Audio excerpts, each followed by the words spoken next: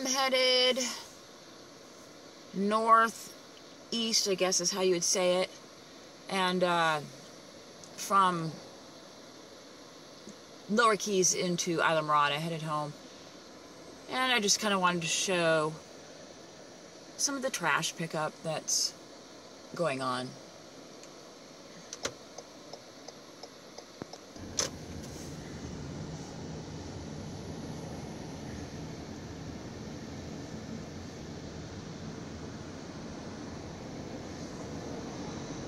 A ton of debris.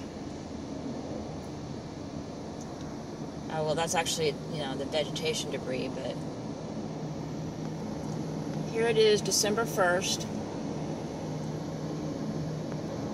This is the Upper Keys. We're pretty much done up here. So this is mile marker 77. Supposed to be done, but there is some residual trash, as you see.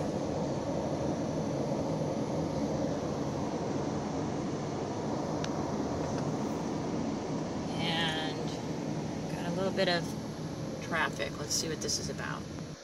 So around mile marker 78, I think we're near Robbie's, where they feed the tarpon.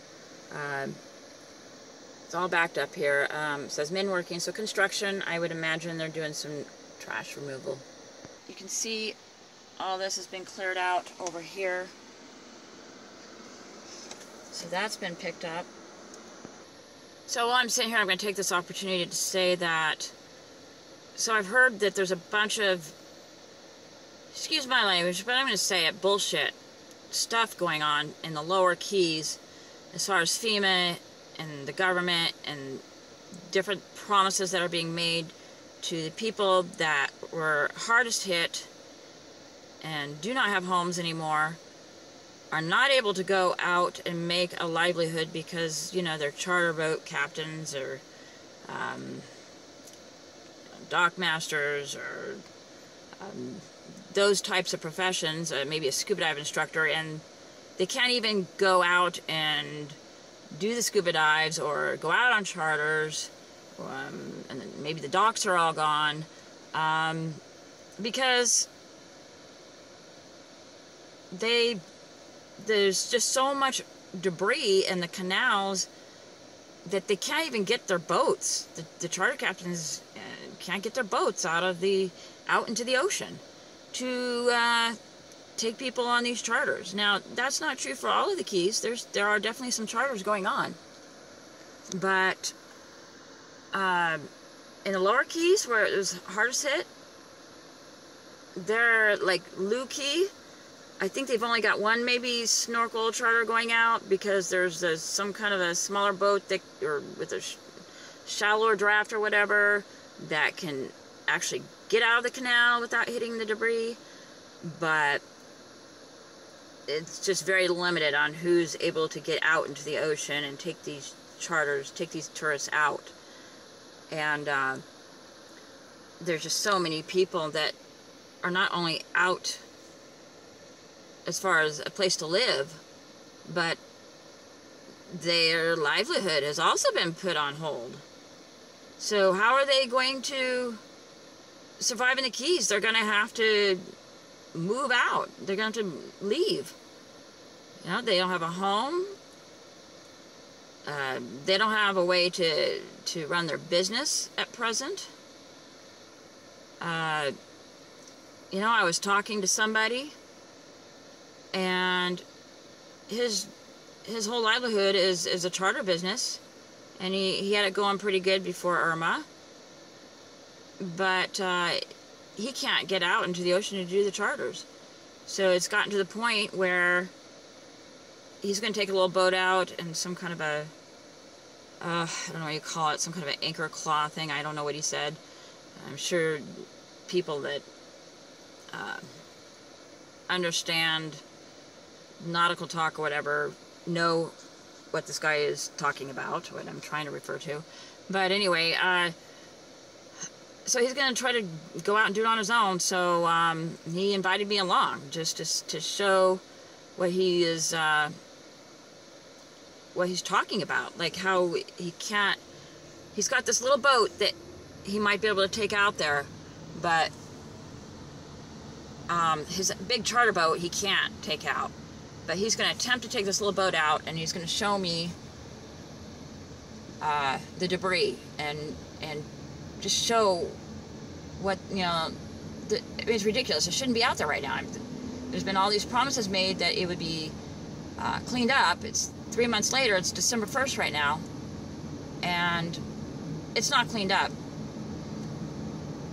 And what are these people going to do that now have no home and no way to support themselves? And the promises by the government are not coming through. I mean, at least in time. I mean, they're going to have to move before there's any promises that have been made good. And then by that time, and by the time that maybe the promises are made good, it's too late. They had to leave. They couldn't wait around for the government and their promises. Anyway, I'm being very vague about the government and all that.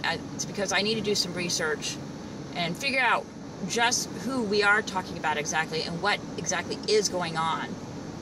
So this ended up being kind of more of a rant because I have just been enlightened about this kind of information, and I really want to bring it to light so maybe we can help the people that this is affecting before they're forced to leave the only home they've known for years. These people have grown up here, have lived here 20 years or more. So anyway, I'm going to do some research into this, and I'm going to be doing some interviews with some of the people firsthand that this has affected.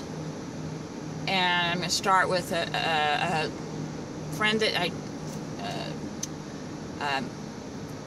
a recent friend, like we just barely met through somebody, and it was about, I was trying to find someone to do charters, someone that I knew personally, to refer to my guests that rent from our RV and our little vintage trailer or whatever. And that's another thing. I kind of feel guilty about that. That's a whole nother subject. But that is half our livelihood. That's part of our livelihood.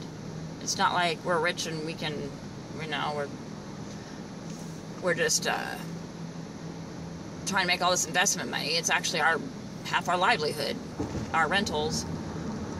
Anyway, I digress. Back to, I'm going to be delving into what's going on in the lower keys, because I guess I just found this out. I had no idea.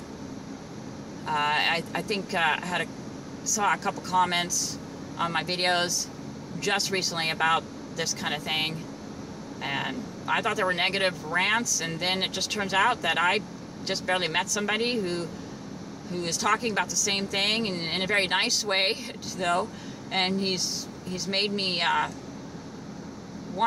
very curious, want to check out what the heck is going on.